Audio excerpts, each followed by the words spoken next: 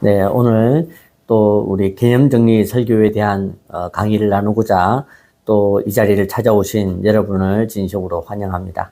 네, 오늘도 시간을 통해서 우리 각자에게 또 우리 모두에게 꼭 필요한 그런 내용과 강의가 되었으면 하는 그런 바람입니다. 여기 지금 이 강의를 듣고 계시는 우리 모든 분들이 예를 들면 말을 잘 못하거나 또 강의를 못하거나 설교를 안 하시는 분들이 아니세요. 다들 설교도 잘 하고 계시고 나름대로 몸부림을 하고 계시지만 잘 하고 계십니다. 네, 그것을 못한다라는 어떤 그런 주제를 가지고 지금 이야기를 하는 것이 아니라 제가 말씀드린 것처럼 잘하고 계시는데 그 잘하고 계신 것에 또 하나, 예를 들면 강의 설교를 잘하고 계시는데 또 하나의 원포인트 설교를 잘하시는데 또 하나의 어떤 스토리텔링의 어떤 설교를 잘하시는데 또 하나의 그 설교의 어떤 방식을 좀 배우고 또 익히고 또 한번 알아본다, 그런 어떤 개념이면 좋겠다 싶습니다. 그것이 바로 프레오 개념 정리 설교다, 그렇게 이야기를 하겠습니다. 프레오 개념 정리 설교는 세 가지입니다. 그 첫 번째가 개념을 발견하는 것입니다. 네. 그래서 그 개념을 발견하는 것을 위해서 지난 5번의 강의를 통해서 제가 하나씩 좀 정리하고 나중에 또 한 번 더 말씀드리겠지만, 네, 했고, 그 다음에 오늘 이제 제가 나누고자 하는 것이 이제 이 개념을 찾은 것을 가지고 적용점, 네, 적용점을 만들어내고 찾아내는 것. 그 다음에 세 번째가 이제 전달력이라고 할 수 있는, 네, 이것을 어떻게 더 효과적으로 전달할 수 있는가? 글로서, 말로서, 네, 그 방식이 바로 프레오다, 그렇게 이야기를 할 수가 있겠습니다. 네, 그래서 전체적으로는 이제 이 어떤 흐름을 가지고 제가 이 강의를 진행을 하고 있습니다. 그래서 우리가 지난 5번의 강의 시간을 통해서 개념 정리에 대한 어떤 요령과 방식에 대해서 오늘 조금 더 복습을 하겠지만 했고, 이제 오늘은 적용점에 대해서, 그 다음에 이제 다음 시간에는 이제 그 전달력에 대한 부분들을 우리 같이 나누면 아마 전체적인 어떤 아웃라인 그 그림을 좀 다 그려봤다, 그렇게 말씀을 드릴 수가 있겠습니다. 저도 생각해 보면 제가 어릴 때에 영향을 받은 분은 저희 할머니세요. 저희 할머니는 명절에 이렇게 우리 가족들이 모이면 거의 모든 대화를 주도를 하세요. 그래서 본인의 있었던 재미있었던 이야기, 막 이런 것들을 이야기꾼처럼 막 이야기를 흘려내면 우리 모든 이제 자식들이 다 그 얘기를 들으면서 같이 웃고 또 행복해하고 또 그랬던, 그래서 저한테 어떤 남아있는 어떤 이야기에 대한 맥락을 잡고 좀 더 재미있게 전달하는 것은 좀 저희 할머니의 영향력이 좀 있었습니다. 그리고 또 막내 삼촌이 또 조카들을 모아놓고 재미있는 옛날 이야기를 또 이야기를 만들어서 해주기도 하고 그렇게 좀 했거든요. 그래서 저도 그런 영향력을 좀 갖고 있다 보니까 이야기는 잘 전달하는데 좀 이게 더 효과적이고 더 정확한 어떤 부분들에서 약할 수밖에 없더라는 거죠. 그러다가 제가 이제 최근에 들어오면서 이 어떤 설교를 전달하는 것에 대해서도, 그 다음에 개념을 정리하는 것에 대해서 하나씩 저를 경험하게 하시고 또 배우게 하셨습니다. 제가 2013년 이 좋은 교회 운동을 처음 시작할 때에 많이 울었어요. 왜 울었냐면 제가 받은 은혜와 제가 받은 경험들이 너무 많은데 이것을 목사님들이나 교회에 나누지 못하고 제가 뒷방 늙은이가 될 것 같아서 그게 너무 슬펐어요. 이 좋은 걸 좀 나눠드리면 좋겠는데 저한테는 실력도 안 되고 또 이런 어떤 좀 목사님들을 모아놓고 강의를 하거나 그런 주제도 안 되고, 어떻게 하면 좀 더 우리 목사님들께 잘 전달을 할 수 있을까, 그러면서 참 많이 참 울었던 것 같습니다. 그런데 시간이 지나면서 주님께서는 정확하게 기억하고 계시다가 저로 하여금 이 유튜브라는 환경을 통해서 또 이 코로나 환경을 통해서 이렇게 강의를 할 수 있도록 제가 가지고 있던 어떤 이 설교에 대한 노하우를 나눌 수 있도록 그렇게 해주셨다. 그렇게 믿습니다.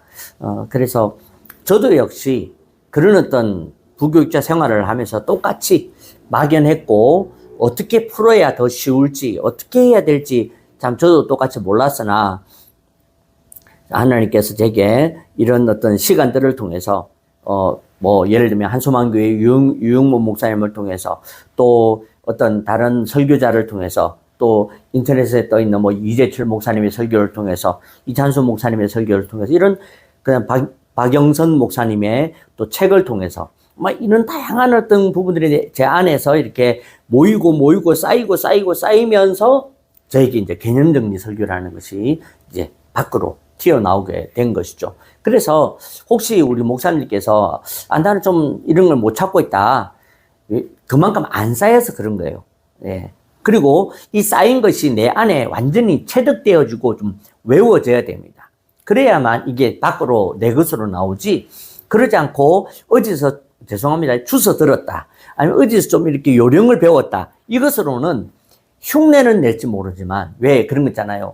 수학 문제를 선생님이 풀면 알아듣겠어. 근데 막상 내가 딱 문제를 보면 전혀 선생님처럼 그렇게 안 풀리는 거 있잖아요. 그것처럼 좋은 경험과 좋은 어떤 노하우나 좋은 걸 배운다고 할지라도 바로 되지 않는다. 하지만 오늘 이 요령에 대해서 우리 사람께서 하나씩 다시 안 되면 또 처음부터 다시, 또 안 되면 다시, 이렇게 해서 계속해서 체득되어지고 외워지고 반복되어지고 그런 어떤 활동들을 통해서 이 확실한 개념정리 설교의 전문가가 되실 수가 있다. 역시 저도 그렇게 왔기 때문에, 그죠? 제가 뭘 대단하다기보다도, 그죠? 그래서 이 좀 신나고 재미있는 것을 좀 쉽고 이것을 좀 우리 목사님께 좀 잘 전달을 해드리고자 하는 저의 마음이 있음을 꼭 기억하시길 바랍니다. 복습을 좀 하겠습니다. 먼저 개념정리 설교에 대한 복습을 좀 해야 되겠죠. 개념정리를 준비하는 것, 먼저 본문을 가지고 개념을 찾아내고, 또 본문을 가지고 개념정리를 할 때 가장 중요한 포인트가 있다는 것이죠. 그게 뭐냐면 바로 하나님을 드러내라 하는 것입니다. 본문에 나오는 동사나 형용사, 부사, 조사, 그죠? 다양한, 그 다음에 명사, 이런 것들을 통해서 다양한 어떤 표현들을 보게 됩니다. 그 표현들을 가지고 하나님을 드러내라는 거죠. 그래서 들어갔다. 그러면 우리 하나님은 어떤 하나님이시냐? 들어가시는 하나님이라는 거죠. 이렇게 단어 하나를 찾아내면 그 하나 안에서 풍성해지고, 그다음에 그 하나 안에서 그 본문이 해석이 될 수가 있습니다. 그래서 우리가 하나님을 먼저 찾아내는 것이 굉장히 중요하다. 네. 하나님을 찾아내는 것은 제가 시편 말씀을 제가 우리 목사님들에게 메일로 보내드리고 자료로 보내드리면서도 이제 공감을 하실 겁니다. 시편에 나와 있는 모든 본문들을 다 하나님을 드러내는 것으로 그렇게 찾아내지 않습니까? 그렇게 찾으면 된다라는 것을 제가 설명드리고 증명하기 위해서 제가 시편을 보내드리니까 우리 목사님께서 시편 말씀을 자꾸 보시면서 이 목사가 이렇게 드러내었구나, 이렇게 하나님을 발견했구나, 그러면 비슷하게 또 따라가 보면서 또 그 원고를 가지고 한번 또 설교도 해보면서 그렇게 좀 따라오시면 개념정리 설교를 제일 첫 번째로 시작할 수 있는, 그죠? 그 다음에 우리가 복음을 전한다고 하면서도 성경에서 내 생각을 드러내는 경우가 있습니다. 성경에서 내 말을 하는 경우도 있고, 성경에서 내가 하고 싶은, 이번에 우리 교회가 교회 건축을 한다. 그럼 교회 건축을 내가 말을 하고 싶은 거지. 그렇게 됩니다. 하지만 하나님을 드러내면 그러지 않을 수 있다. 적어도, 그죠? 하나님의 어떤 주제를 가지고 어떻게 감히 우리 목회자가 함부로 하겠습니까? 물론 함부로 하기도 하더라마는 그래도 우리가 하나님을 드러내면 조심하겠는 거죠. 하다못해. 그리고 적어도 복음에서 많이 벗어나지 않을 수 있습니다. 그렇기 때문에 저는 우리 목사님들께 하나님을 드러내라 하는 것을 제일 먼저 강조를 드립니다. 그죠? 그리고 개념 정리를 할 수 있는 다양한 방식을 제가 이제 설교의 소스를 찾는 것이다. 다양한 방식으로 설교를 찾아보십시오. 이것도 지난 시간에 제가 거의 마무리를 하면서 5번 그때 제가 좀 말씀을 드렸습니다. 성경으로 설교 소스를 찾기. 이것을 정리해 놓은 것을 보면 총 7가지가 된다. 그죠? 그냥 적어보기, 단어로 묵상하기, 전체를 보려고 하기, 의도를 간파하기. 그죠? 하나님과 저자의 의도가 있다는 거죠. 한 문장 훈련하기, 본문에서만 답을 구하기, 사랑을 고린도전서 13장에서 찾아놓고 저 구약의 어디를 막 가고 이렇게 하면 안 된다는 거죠. 예를 가지고 오는 건 괜찮지만 그렇게 된다. 그 다음에 7번째가 뒤집어 생각하기. 여호와는 나의 목자시니 내가 부족함이 없으리로다. 그 말을 뒤집어 생각하면 여호와가 내 목자가 안 되면 내가 부족함이 많다는 거죠. 그래서 반드시 여호와가 내 목자가 되어야 됩니다. 그렇게 설교를 풀어갈 수가 있는 것이죠. 이와 같이 이런 어떤 방식을 통해서 성경 안에 있는 다양한 개념들을 찾아낼 수가 있다. 그렇게 좀 말씀을 드렸습니다. 이것으로 제가 개념 정리에 대해서 총 정리를 했죠. 나중에 이제 서론, 본론, 결론은 이제 전달력에 대한 부분이기 때문에 그건 나중에 하기로 하고요. 설교 어떤 소스를 찾아내는 것에 대해서만 좀 이렇게 이걸 제가 그 어떤 머릿속에 다 있으니까 본문을 딱 보면 뒤집어도 보고 한 문장에서도 보고 단어로도 보고 하나님도 드러내고 바로바로 그렇게 되는 거죠. 그러면 5분 안에 설교의 소스는 다 나오게 되어 있습니다. 설교 소스만 딱 나오면 1, 2, 3 가능한 거죠. 그러니까 그와 같이 먼저 설교 소스를 찾는 이것이 제일 중요한 개념 정리 설교의 제일 중요한 포인트다 하는 것입니다. 그래서 이렇게 개념 정리 설교를 먼저 좀 이렇게 찾아내고 발견해내고 그렇게 되면 그 다음은 이 그 개념을 가지고 그 다음으로 넘어가기가 쉽다는 것이죠. 네. 그래서 설교는 이렇게 개념을 찾아놓고 그 다음 2번째로 해야 될 것이 바로 그 적용점, 그죠? 적용점을 찾아내는 것이죠. 설교의 구성을 보면 그렇습니다. 설교의 구성은 먼저 설교 내용이 있죠. 그러니까 다른 말로 하면 본문, 그죠? 본문이 있습니다. 본문을 가지고 본문 안에서 이제 뭘 합니까? 주제를 찾아내고 거기에 교훈을 이제 됩니다. 그래서 그거를 우리가 일명 대지, 그죠? 그래서 1, 2, 3 이런 식으로 그렇게 이제 찾아내고 그 다음에 이것에 대해서 어떻게 합니까? 증명하죠. 네, 뭐 하나님을 만나라. 그러면 하나님을 만나라라는 말씀이 본문 안에 어디에 있는지에 대해서 증명을 해줘야 됩니다. 예. 그렇게 증명하지 않고 그냥 예를 들어서 본문의 주제는 정해서 예를 들어서 기도라고 본문을 정해놓고 이걸 가지고 그냥 자기식으로 푸는 거야. 기도는 응답을 받아야 됩니다. 기도는 뭐 능력으로 행해야 됩니다. 기도는 불신자도 할 수 있습니다. 뭐 이렇게 했는데 이 내용이 틀린 건 아닌데 본문 안에서 없다는 거예요. 문제가. 그래서 본문 안에서 그 주제와 그 어떤 내용들을 증명할 수 있도록 해야 됩니다. 여기까지가 설교자로서의 당연한 것이에요. 그죠? 여기까지 설교자가 당연한 것입니다. 그런데 중요한 것은 여기서 끝나면 안 된다는 거죠. 여기서 그 다음에 뭐가 일어나야 됩니까? 적용이 일어나야 됩니다. 예를 들어 뭐 기도는 하나님을 만나는 것으로 시작된다. 그러면 이것을 가지고 하나님을 만나십시오로 적용을 시켜줘야 되는 거죠. 그래서 우리가 좋은 설교자나 좋은 설교를 이렇게 구분하거나 볼 때에는 항상 적용까지 되고 있는가를 봐야 됩니다. 이 적용이 될 때에 우리는 그것을 뭐라 부르느냐? 메시지라고 하는 것입니다. 메시지. 네. 그러니까 설교가 그냥 교훈만 찾아내고 아니면 설교 안에서 어떤 놀라운 어떤 비밀, 뭐, 원어가 어떤 의미라더라. 또는, 이게 역사적으로 무슨 이야기더라. 이것을 찾아내는 것으로 설교가 되는 것이 아닙니다. 네. 그것을 찾아내어서 그게 오늘날 뭔데? 그게 오늘날 우리 교회 성도들한테 어떤 의미가 있는데까지 가야 그게 메시지가 되는 거죠. 그래서, 이 적용점이 왜 중요하냐. 제가 이 말씀을 드리는 것입니다. 적용점이 중요한 이유는 바로 오늘 내가 하고 있는 이 설교가 메시지가 되도록 만드는 것이 바로 적용에 있고, 그래서 이 적용을 할 수 있도록 찾아내는 것이 그만큼 중요하다. 그렇게 말씀을 드릴 수가 있겠습니다. 그래서 이 적용이 되지 않으면 결국은 그것은 엄밀하게 따지면 설교가 아니다. 뭐 설명은 될 수 있고 교훈은 될 수 있지만 적용이 없으면 안 됩니다. 그러니까 그런데 예를 들면 새벽기도 같은 경우에는 막 그 본문을 가지고 또 적용을 찾기가 때로는 쉽지가 않다고요.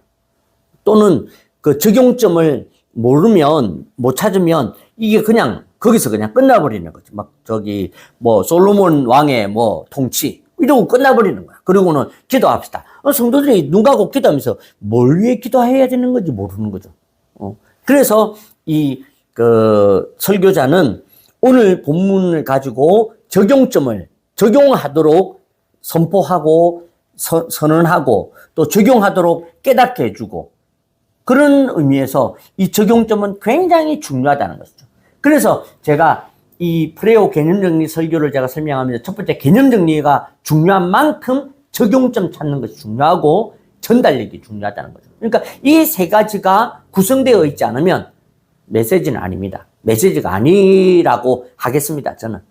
그러니까 우리 목사님께서 이 적용점을 찾아내는 것을 몸부림을 하셔야 됩니다. 그리고 지금 많은 우리 교회 목사님들 설교를 들어보면 이 적용까지 못 가는 경우가 의외로 많아요. 그리고 이제 새벽기도 설교 같은 경우 더 그렇고. 그래서 제가 실제로 적용도 되겠지만 간단하게는 그냥 새벽기도 설교를 할 때는 요 정도 적용만 해도 충분하다. 그렇죠? 그렇게 보시면 좋겠습니다. 자, 그래서 오늘 이 개념정리 설교에 있어서 또는 저희의 어떤 설교 주장에 있어서 참 중요하다고 말할 수 있는 적용점을 어떻게 찾아낼 수 있겠는지, 어떻게 찾는지에 대해서 오늘 남은 시간 동안 우리 같이 정리해 보도록 하겠습니다. 적용점을 찾을 때에 제일 먼저 그림을 그리셔야 돼요. 화살표. 이제 페이스북에나 제가 올려놓은 화살표, 그림이 있는데 그 그림을 제가 간단하게 그려보면 그렇습니다.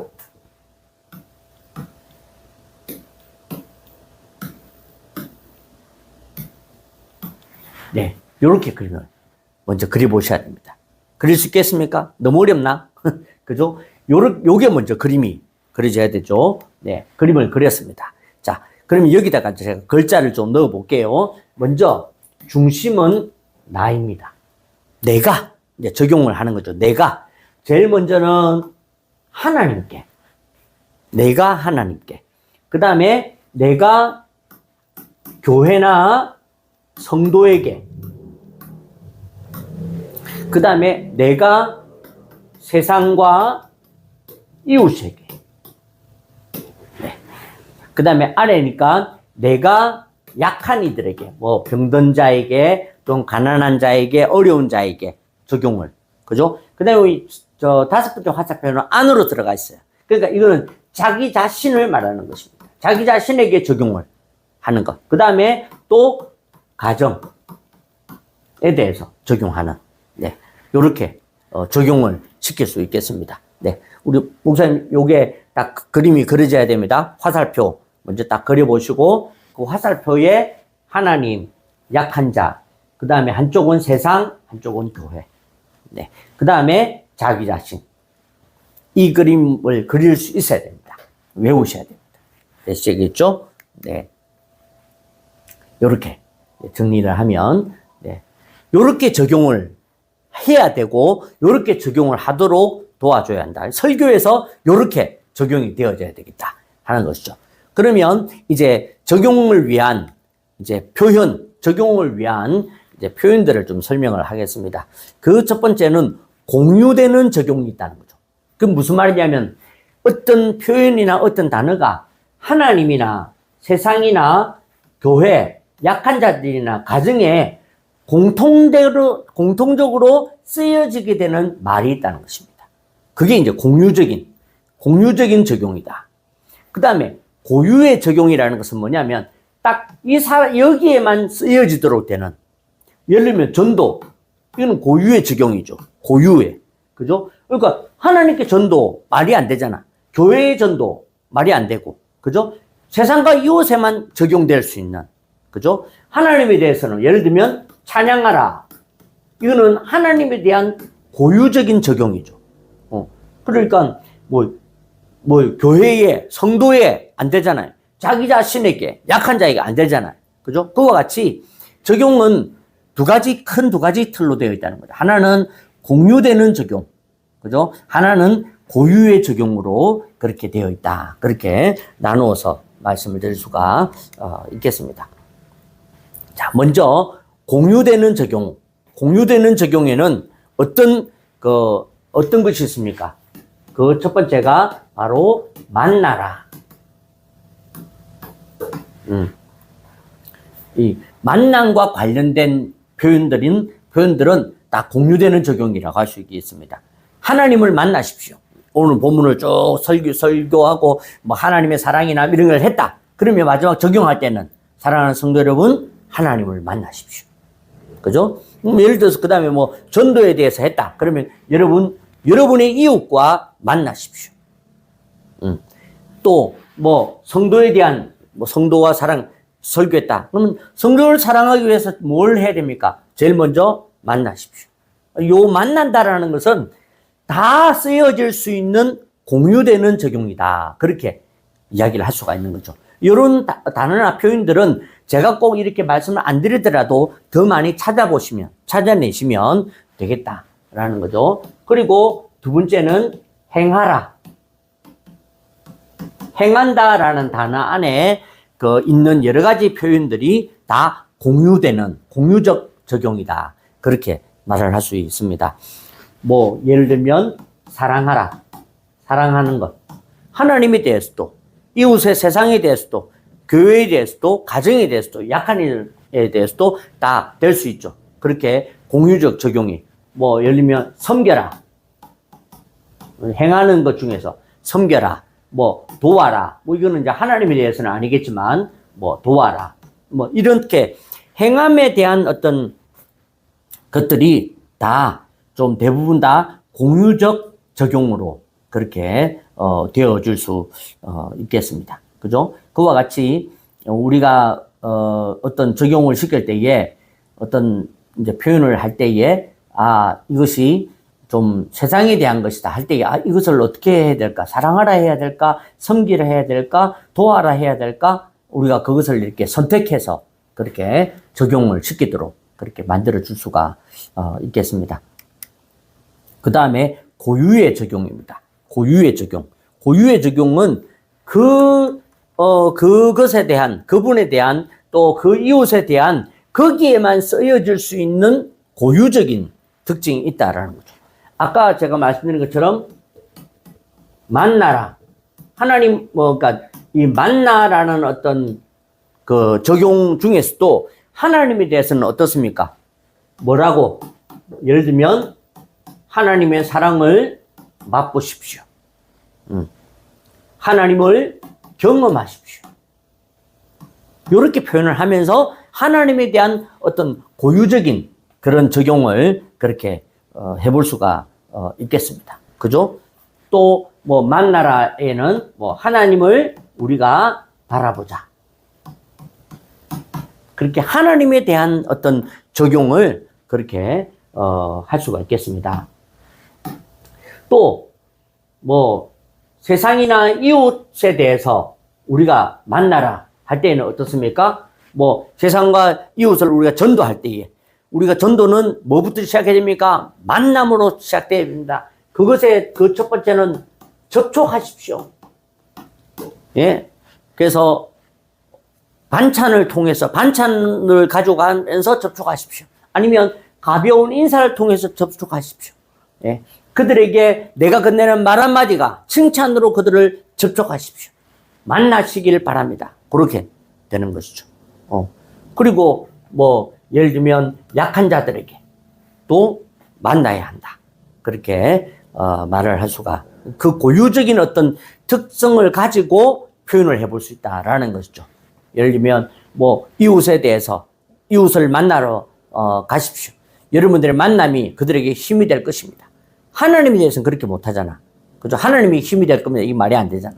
그죠? 그러니까 그 고유적인 적용의 어떤 단어나 표현을 가지고 그렇게 써볼 수가 있겠다. 그렇게 말을 할 수가 있겠습니다.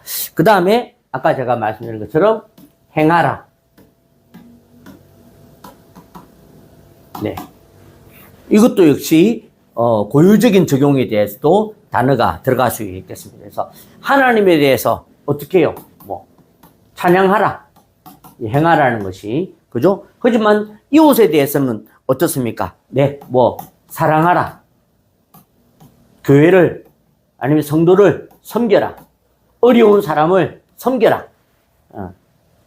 그렇게 각자의 어떤 역할과 영향력에 따라서 이렇게 쓸 수 있는 고유적인 부분들이 있다. 그렇게 말을 할 수가 있겠습니다. 또 이 고유의 적용에서 하나님에 대한 부분들은 뭐가 있느냐? 세 번째는 바로 신앙적인 표현이 있다는 거죠. 이것은 하나님에 대한 고유의 적용입니다. 신앙적인. 그죠? 그래서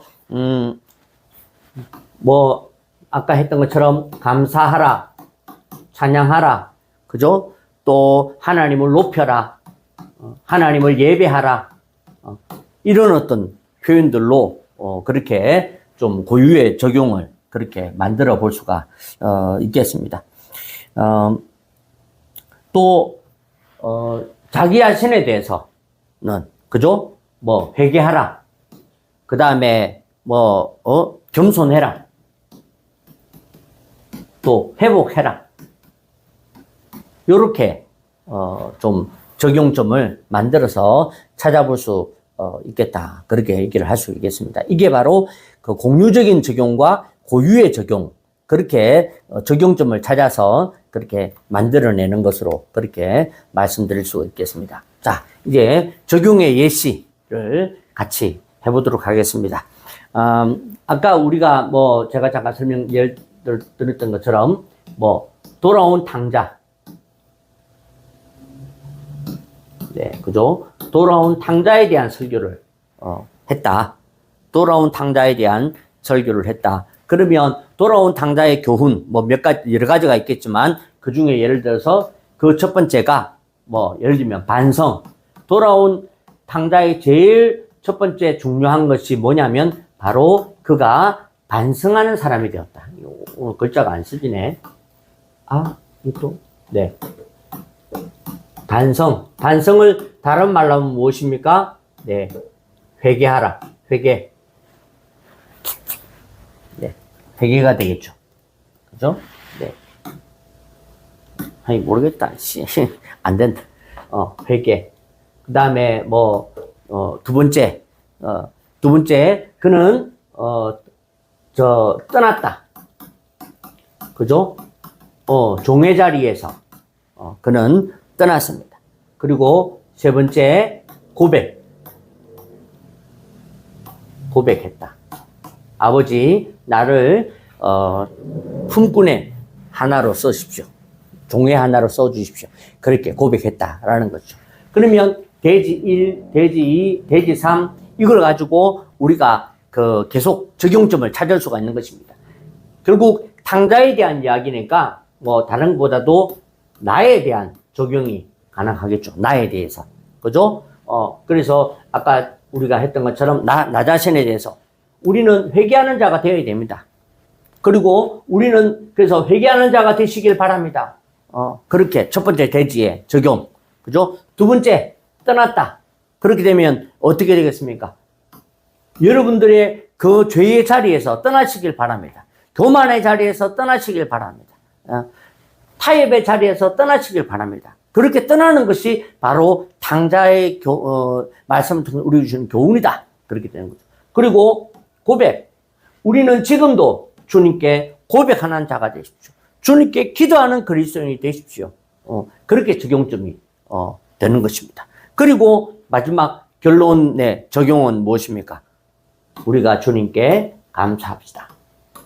탕자된 우리가 주님께 돌아올 수 있도록 그렇게 해주신 하나님께 우리가 감사의 삶을 살아갑시다. 그렇게 하는 것이죠. 이와 같이 적용을, 그죠? 그래서 본문을 먼저 찾아내고 그 본문 안에서 주제, 그죠? 교훈을 찾아내고 그것을 가지고 적용을 이렇게 하는 것으로 그렇게 할 수가 있겠습니다. 제가 전에 그 룻기 제가 말씀을 드렸던 거 기억나시죠? 네, 룻기에 나오는 룻이 그 시어머니 나오미를 따라갑니다. 그죠? 나오미는 룻에게 돌아가라. 자, 네 백성에 돌아가라 했는데 룻은 가지 않겠습니다. 그러면서 그가 무엇을 했습니까? 붙쫓았다. 붙쫓았다라는 말은 그 원어를 보니까 따바크했다. 따바크라는 말은 절대로 떨어지지 않으려고 하는 행동과 모습이 따바크예요. 그러니까 사람들이 보니까 야 진짜 저 룻이 나오미를 따바크하고 있다 그렇게 불려질 만큼 그죠? 그러면 그리스도인은 무엇입니까? 그리스도인은 바로 주님을 따바크하는 자들이 그리스도인이다. 그죠? 그렇게 우리가 본문을 통해서 교훈을 얻을 수 있습니다. 그러면 말씀드렸죠? 하나님에 대해서 우리는 어떻게 따바크하자. 먼저 하나님에게 따바크하자. 두 번째는 표시가 날 만큼 다시 말해서 다른 사람들이 야, 저 사람이 진짜 하나님을 따바크하고 있구나. 그렇게 표시가 날 만큼 따바크하자. 그죠? 그리고 세 번째, 기대하자. 우리가 하나님을 따바크할 때에 하나님은 또 우리에게 어떻게 역사하시는지를 우리가 기대해 봅시다. 그렇게 되는 것이죠. 이와 같이 그 본문에서 찾아내고 주제를 정하고 이거는 개념 정리가 하면 되는 것입니다. 근데 그렇게 했다면 이것을 가지고 어떻게 오늘날 성도들이 하나님에 대해서 어떻게 해야 될지에 대해서 그리고 또는 성도들이 신앙적인 자세를 어떻게 가져야 될지에 대해서 기도해라, 감사해라, 또 주님께 나아가라 이렇게 할 수 있는지에 대해서 또는 이것을 가지고 어떻게 이웃들에게 다가갈 수 있는지 그죠? 그렇게 할 수가 있겠습니다. 또 한 가지 예를 들어보면 제가 여호수아 1장을 가지고 성도들이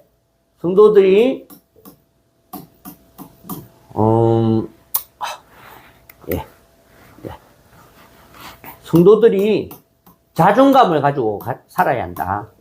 성도들의 자존감은 어떻게 자존감은 높아질 수 있는 자존감을 가질 수 있게 되느냐? 먼저는 하나님의 만남, 하나님과의 만남, 그 다음에 믿음의 준비, 그리고 순종. 이 세 가지가 있을 때에 그리스도인으로서의 자존감이 좋아집니다. 높아집니다.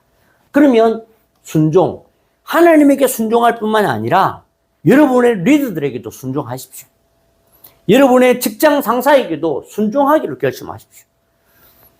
비록 신앙적이지 않고 비록 여러분들 마음에 들지 않을지라도 그렇게 순종하기로 먼저 하시길 바랍니다. 그게 그리스도인으로서 해야 될 행동이기 때문에 그렇습니다. 그렇게 우리가 적용점을 만들어 볼 수가 있는 것이죠.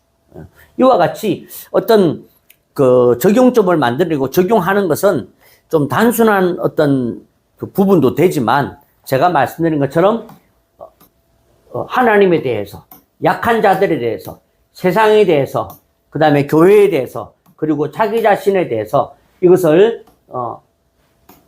찾아내고 찾아볼 수 있도록 하는 것 그게 바로 중요한 적용점이 된다라는 것을 꼭 기억하시길 바랍니다. 그죠? 그래서 이런 적용점은 뭐 예를 들면 주일 예배 설교 때는 좀 더 구체적으로 해야 되기 때문에 안 맞을 수 있습니다. 하지만 새벽 예배 설교는 또 그렇지 않잖아요. 새벽 예배에서는 좀 간단하고 10분, 15분 안에 보통 진행이 되는데, 그러면 본문에서 뭐, 예를 들어 본문에 찾아내는 것이 하나 정도예요. 뭐, 아니면 본문에서 이렇게 던지려고 하는 주제가 하나 정도가 되는 것이죠. 그죠? 뭐, 예를 들면 그 던지는 것이 뭐 희생이다. 그죠? 오늘 주제를 통해서 찾아낸 것이 뭐 인내다. 그럴 때에 우리가 이것을 가지고 아까 했던 이 5가지 원리를 한번 적용을 해보았어. 그죠?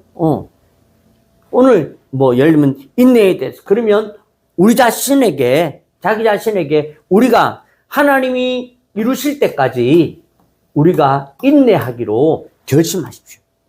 그리고 여러분들의 세상의 문제, 세상의 일에 대해서 인내하기로 결심하십시오. 예, 인내는 결심하는 것입니다. 어떻게 하다 보니까 인내가 되었다 아닙니다. 지금부터 인내를 결심하시기를. 그죠? 그렇게 적용을 하나씩 해볼 수가 있는 것이죠. 그렇게 해서 우리가 주어지는 어떤 그 주제, 주어지는 개념, 방금 뭐 찾아낸 개념, 그죠? 그 개념 안에서 그 개념을 가지고 우리가 이렇게 적용을 할 수 있도록 이렇게 하는 어떤 부분들이 필요하다. 그리고 이런 부분들이 연습이 되면 그러면 이제 그다음부터 제가 말씀드린 설교는 어렵지가 않다는 거죠. 그죠? 설교는 앞에 말씀드린 것처럼 개념을 가지고 1, 2, 3 개념을 가지고 했다. 그러면 그 1에 대해서 적용, 2에 대해서 적용, 3에 대해서 적용, 그 다음에 결론에 가서 결론으로서의 적용. 이렇게 할 수 있죠. 그러면 뭐 이게 즉흥적이거나 저는 그런 거는 좀 반대합니다. 그죠?